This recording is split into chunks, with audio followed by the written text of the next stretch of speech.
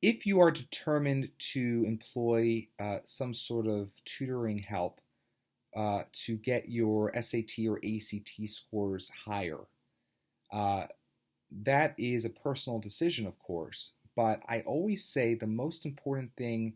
that you must consider when shelling out money to someone who is going to help you get your scores higher is,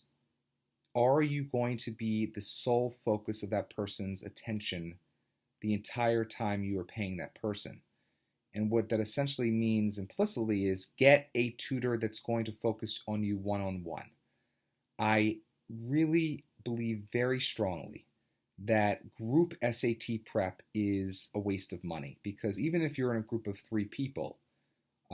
you're going to all have three different abilities, and that one tutor is going to be splitting his or her time between three different skill sets, and therefore you're paying that person for time he or she is going to be assessing and or tailoring his or her lessons or tutoring subject to other people.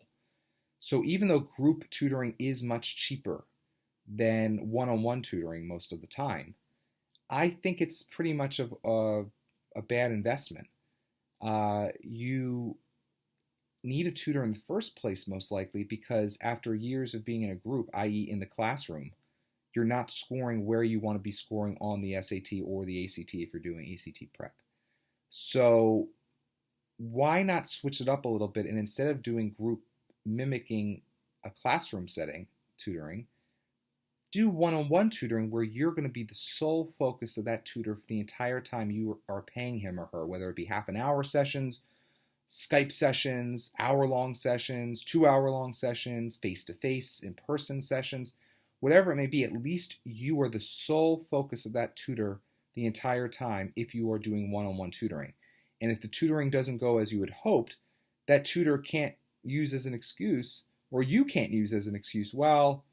he or she was focusing on someone else some of that time, or, oh, he has to split his time between 20 kids. No, no one is going to be able to be let off the hook if it's one-on-one tutoring.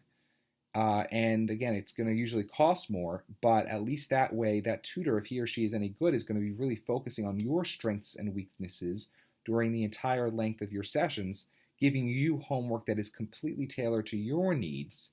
And if your score doesn't go up after 5 weeks or 10 weeks of practice, then you really have a good argument to come back to that tutor and say, look, what's going on? We've been spending 5 or 10 weeks together, and you have only me, I have only you. Something is not jiving well. What is happening? And again, you don't have that real argument to make when you're in a large group or even a small group, because the tutor is always splitting his or her time, always multitasking between students of different levels. So I say save the money. If you are going to go the expensive route of getting a tutor in the first place, either online or face-to-face,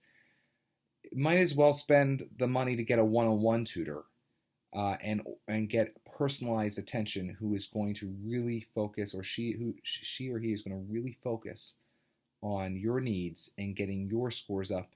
and improving your skills in the areas that you need the skill improvement the most.